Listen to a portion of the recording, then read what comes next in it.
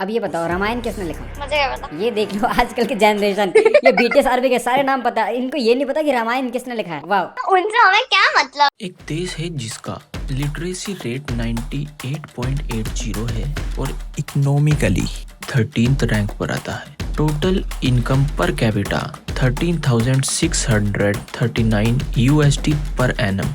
जी हाँ, हम बात कर रहे हैं साउथ कोरिया की। टेक्नोलॉजी और लिटरेसी रेट हाईएस्ट होने के बाद भी ये देश सफर कर रहा है कुछ बड़ी प्रॉब्लम्स से, जैसे कि सुसाइड रेट। साउथ कोरिया का सुसाइड रेट दुनिया में सबसे ज्यादा है। यहाँ पर हर 1 लाख इंसानों में से 25 इंसान अपनी जान खुद ही ले लेते हैं।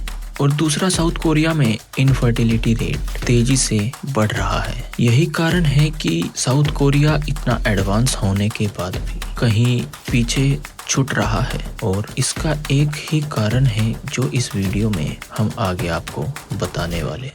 तो चलिए शुरू करते हैं इस वीडियो को, जिसका टॉपिक हमने दिया है the Korean beauty terror. South Korea अपने के पॉप कल्चर, बीटीएस आर्मी और अपने ब्यूटी पैरामीटर्स को लेकर दुनिया भर में बहुत ज्यादा फेमस है। लेकिन यहाँ सबसे बड़ी प्रॉब्लम शुरू होती है। आप सोचकर देखिए, आपकी लाइफ में कितनी चीजें आपके हाथ में होती हैं। अगर मैं कहूँ तो कपड़े, जॉब, आपका खाना, आपकी और सभी चीजें आपकी कंट्रोल में हो सकती हैं, लेकिन आपकी शक्ल सूरत आपके कंट्रोल में कभी नहीं हो सकती। इसी बारे में हम बात करते हैं कि एक चीज जिसको हम कंट्रोल नहीं कर सकते और हम उसको बदलना चाहें तो हम अपनी लाइफ को किस तरीके से खराब करते हैं। यही हो रहा है साउथ कोरिया में। आप देखिए इस वीडियो के एंड तक और आप समझ पाएंगे कि कितना खतरनाक हो सकता है एक सोसाइटी जो ब्यूटी को लेकर बहुत ज्यादा ही वरीड है या फिर डेस्परेट है। तो मैं आपको एक एग्जांपल से समझाता हूँ कि मान लीजिए आप एक सोसाइटी में रहते हैं और आपकी सोसाइटी में सभी के पास एक गाड़ी है, पर आपके पास गाड़ी नहीं है, और उसके लिए आपको सब बुरा भला कहते हैं, क्रिटिसाइज करते हैं, नीचा दिखाते हैं, तो आपको बहुत बुरा लगेगा। लेकिन यहाँ आप गाड़ी को एक ह्यूमन बॉडी से रिप्लेस करके देखिए, और इससे आप अंदाजा लगा पाएंगे कि अगर आपका लाइफ में अल्टीमेट गोल अपनी ब्यूटी को बढ़ाना है और ये आपके हाथ में नहीं है, तो आपकी लाइफ कितनी ज्यादा बेकार हो जाएगी।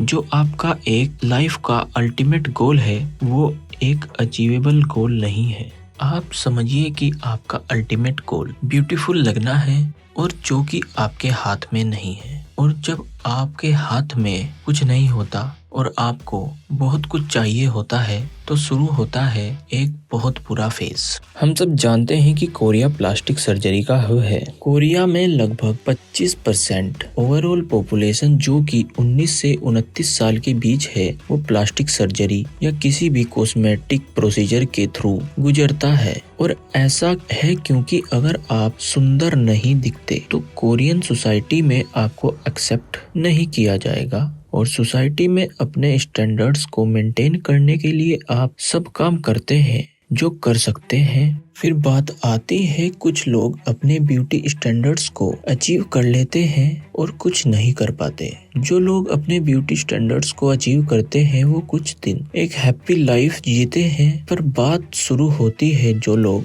स्टैंडर्ड को मीट नहीं कर पाते, तो वहाँ शुरू हो जाता है सबसे पहले साइकोलॉजिकल प्रॉब्लम, फिर आता है फिजिकल प्रॉब्लम। साइकोलॉजिकल प्रॉब्लम में आता है स्ट्रेस, डिप्रेशन और अलग अलग तरह की और मानसिक बीमारियां। इसी वजह से कोरिया का सुसाइड रेट पूरे वर्ल्ड में सबसे ज्यादा है, और इसी कारण से कोरियन सोसाइटी में एक बहुत बड़ा फिजिकल प्रॉब्लम भी अब देखा गया है। जहां 1970 की एक रिपोर्ट बताती है कि कोरिया की एक औरत 1970 के समय पर 4 बच्चों को जन्म दे सकती थी। यह अब घटकर 2018 की एक रिपोर्ट में 1.6 चिल्ड्रंस हो चुका है। ये एक बहुत ही सेंसिटिव टॉपिक है जिसके ऊपर साउथ कोरिया में कोई बात नहीं करता है। यही कारण है कि सोसाइटी में काफी ज्यादा सुसाइड्स और सेंसिटिविटी बढ़ रही है। और देखिए इस चीज का कितना गलत परिणाम हुआ। देखे तो वो समाज जिसको अपने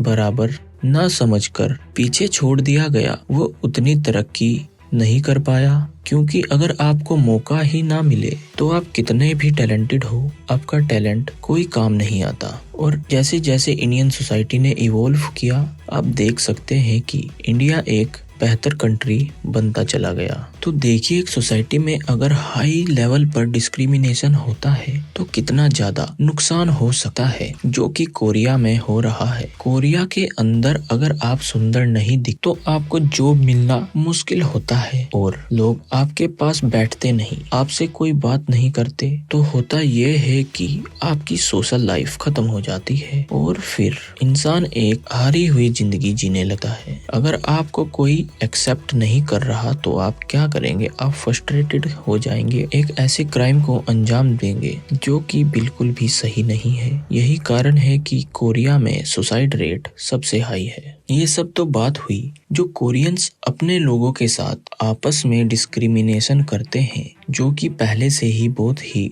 बड़े और गंदे लेवल पर किया जाता है। पर हम अगर बात करें इंडियंस की तो ये डिस्क्रिमिनेशन और भी ज्यादा बुरा हो जाता है। जो लोग साउथ कोरिया में रहते हैं या फिर कभी घूमने गए थे, उन्होंने अपने काफी रिव्यूज यूट्यूब पर शेयर किए हुए हैं, आप चाहे तो देख सकते हैं और कुछ हम आपको अभी यहाँ पर दिखाते हैं। Have you ever experienced racism in Korea? In case I get on subway, I sit somewhere, person besides me will get up and go sit somewhere. Have you ever faced any form or type of racism or discrimination while living in Korea? When we go for shopping, when we take look at the dresses and all, then they be like, they come very fast, like they'll be sitting and relaxing. They just come dash out and they're like, dust it.